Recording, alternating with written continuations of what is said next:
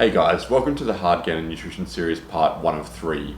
With part 1, I'm going to break down the basics of calories, what they break down into, and then what's involved in your calories in, what's involved in your calories out, and how you can balance these two factors to get the results that you want.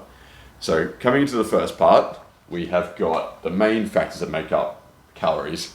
So calories are a combination of your protein, your carbs, and your fats. So we've got different color coding as well.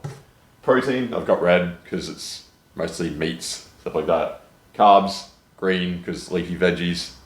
And then fats, blue because I couldn't think of a better color for fats.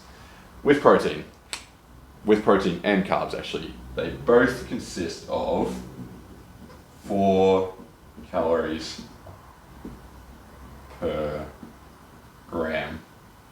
So that extends to carbs as well. They're both 4 calories per gram. Moving on to fats, we have 9 per gram.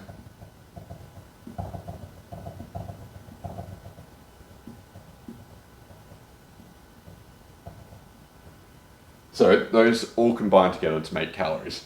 So anytime you see something that's, let's say something that's 100 calories, it means it's got a combination of these 3 things to make up those calories. That's all that's involved in it, breaking down very simply.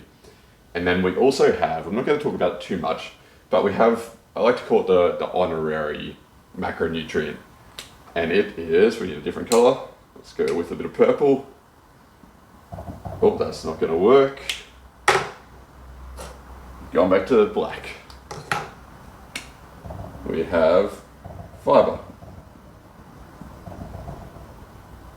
Now, I'll explain that a little bit more later, but just know that it's a little bit involved in your calorie balance.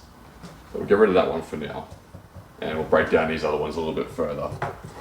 So, when I was first learning about nutrition, and I find this is a big struggle for a lot of people as well, they look at food and they don't know how it all balances out. Like, I had a client ask me the other day, they're looking at, I think it was sweet potato, and they didn't or actually carbs in general, and they didn't understand how some foods were higher in carbs but lower in calories and vice versa. So what happens with this is, let's take, for instance, we'll go to carbs first, and we'll talk about bread. Bread's a classic example of carbs. Now, because it is a certain amount of calories, it doesn't mean that that's all made up of carbs. It's a combination of the 3. So with carbs, there is, let's say we're talking about 2 slices of white bread. So you're looking at 55 grams of carbs. So this is from bread. So 55 from carbs. Then we move over to fats. In that we have, let's find the blue pen. We have about, I think it's 1.8 or 1.9 grams of fats. And then protein is 9. So that's all from bread. And that makes up the calories in bread. So all those 3, if you multiply 9 by 4, add that to 55 by 4, add that to 1.8 by 9, you get the calories that are in bread. Hopefully that makes sense so far. And then the biggest one I struggled with at the start was the protein. So I always I'd look at chicken breast, I'd look at 100 grams of chicken breast and think, all right, that's 100 grams of protein, right? And I was very wrong. So with chicken breast, let's go to chicken. In 100 grams of cooked chicken breast, make sure that's a big factor as well. There's a big difference in weight between cooked and uncooked, because when you're cooking something, it loses a lot of the water content inside it, and that makes it weigh less. So 100 grams of cooked chicken breast will be different to 100 grams of uncooked chicken breast. So with 100 grams of cooked chicken breast, you're looking at about 31 grams of protein. And then for fats, it is about 3.6 grams of fats. And carbs, and nothing. No carbs in chicken breast, as long as it's like pure. And that is considered quite a lean form of protein, whereas if you remove something like beef mince, it's the difference between a lean and an unlean source of protein it means there's more fat content. So beef mince has got more fat in it, and usually probably a little bit less protein per 100 grams as well. So hopefully that makes sense. And finally, we'll move on to a fat source. So fat was blue, and we'll talk about avocado. Okay, so avocado. Within avocado, you're looking at 15 grams of fat. And then you're also looking at, in terms of the protein, it is 2. So 2 grams of protein in avocado. And then finally, 9 grams of carbs. So you just have to understand that it's the balance of all these three that make up your calories. Okay, moving on to the next part. And I think I might just, while these are up on the board here, I might just explain the roles of all of them a little bit more as well. With protein, that's probably the one you've heard the most about, really. So protein is the building blocks of muscle. And what happens there, so you get muscle fibers inside the muscle. That's what make up the muscle. And within that, you have your protein cells, but they are, the amino acids combine together to make your protein cells, which make your muscle. So the amino acids is just a broken down form of protein. And that's why you see your BCAAs, that's just all your protein, that's just the chain of protein broken down into the separate amino acids. That's a little bit more complicated, so I don't know if that's going to make sense, but I tried. So protein is the building blocks of the body. Carbs, the most efficient energy source in the body. All of these are energy. They can all be used to create energy in your body. And that's what calories is a unit of energy. And while they can all be used as energy, carbs is the most highly efficient. So that's why I always recommend having carbs in there as well. While you can get energy out of fat, and that's usually what happens with keto, people drop out the carbs and they tend to start using the energy from fat. I still think I personally go with a balanced approach, but if people want to go keto, I'm not against it. And then fat, the biggest role there is nutrient transport and vitamin breakdown, for lack of a better word. There's a lot of vitamins that are fat soluble. So in order for them to break down properly and transport through your body, you need fats as well. Okay, that explains them a little bit better, I think. So we'll get rid of that, rub all that out, and then we're going to talk about energy balance. One thing while I'm doing this as well that I want you to understand with fats is that fats won't make you fat. A surplus of all of these together will make you fat. And a deficit of all of these together will help you to drop body fat. And that's what I'm going to talk about a little bit now. So, going back to the colour system, we're going to go green for calories in, or energy in, and red for energy out. Moving back over this side.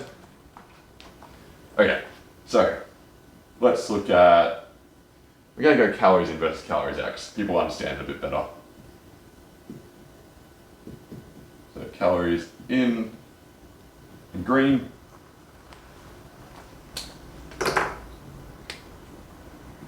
calories out in red. And we're going to talk about what's involved in these. Calories in is probably the most basic form, really. It's the easiest to understand. It's pretty much just everything that goes in your mouth.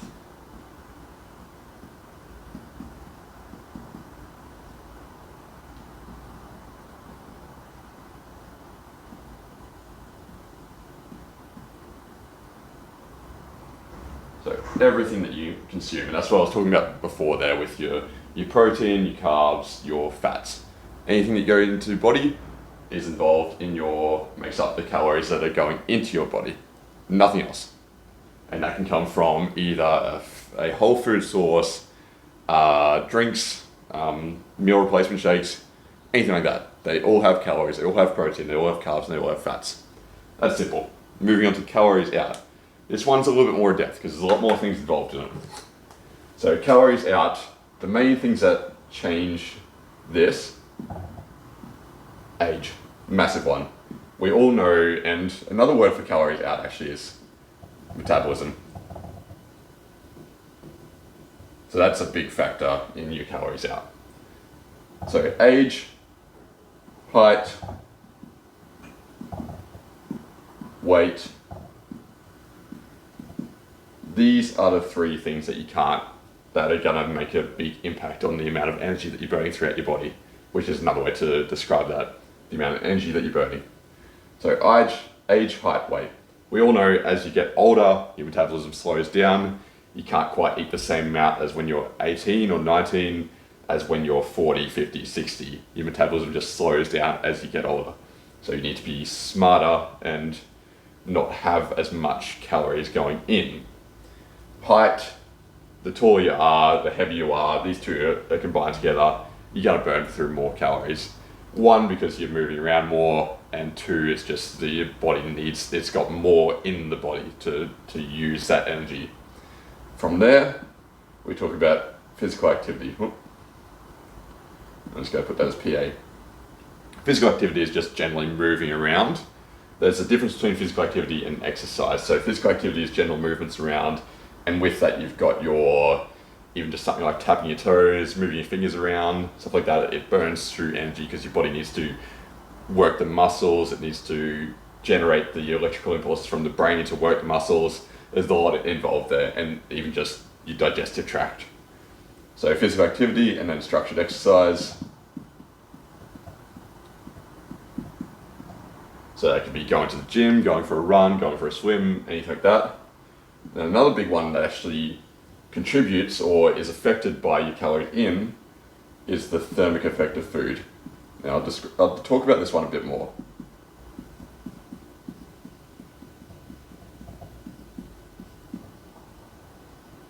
Alright, thermic effect of food. I think the best way to describe it is, this was years ago, I don't know whether you'd even remember it, but they were saying that you burn through more calories eating celery than you do ingesting the calories from the celery. While this isn't true, the principle is there.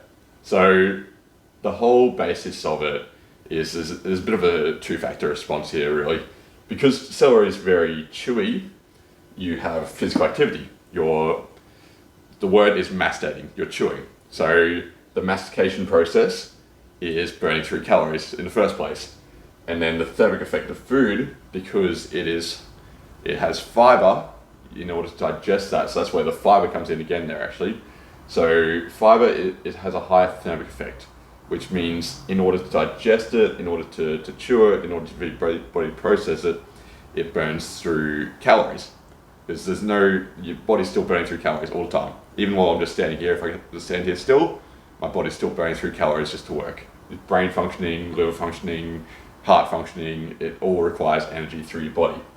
So that's where the thermic effect of food comes in. Protein is another one that has a high thermic effect. It takes more energy to digest it than it would to digest your carbs or your fats. So that's why people recommend, one of the reasons why people recommend having more protein while you're trying to drop body fat, because it takes more for your body to digest it. The other reason is obviously because it helps to build muscle, but that's one thing that you need to take account for as well. And that's why I said fiber before, because fiber has a high thermic effect, and it's also just important for longevity, and for gut health and all that. So fiber is also very important to take note of. Okay, the final one, I think it's the final one. There's probably more that I'm not thinking of right now, but the final one I'll go through, hormones. Now this is a very wide scope, so there's a lot of different things that are involved in hormones. I won't go into too much detail about it because I honestly don't know as much about hormones for me to start rambling on about it, because I don't want to talk about something I don't know much about, but that does play a major contributor to it.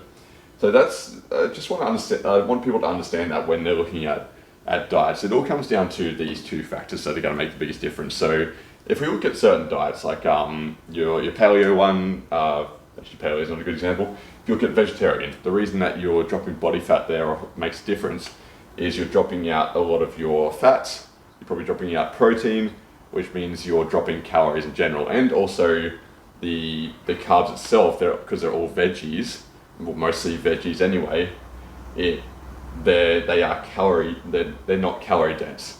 They're nutrient dense and they fill your stomach up, but they're not high in calories. So that's why you're just consuming less calories. So you're probably burning through the same amount because you haven't really changed your exercise habits, or maybe you have, but you're just consuming less, which means the balance shifts more towards, so the best way to look at it, so we got the balance point there. So that's your calories in, that's your calories out. When you're having less calories from vegetarian, it's going to shift more towards the side of you're getting less calories in. That was a terrible example. Let's get rid of that. But you get my idea. And the same with vegan, you're consuming less calories. Same with intermittent fasting. The idea behind intermittent fasting is you have less time throughout the day to consume calories, so you're gonna eat less unless you really jam that food in as much as possible, because you're gonna fill your stomach and then you're gonna want to rest for a while and you have less time to actually get all those calories in. Another example, keto, as I said before, you're dropping your carbs down, which means you're dropping your calories in most cases. So it's just about understanding the principles and the basics behind these. I always prefer the balanced approach where you're getting all of it in there, so that way you're actually getting your vitamins, your nutrients as well.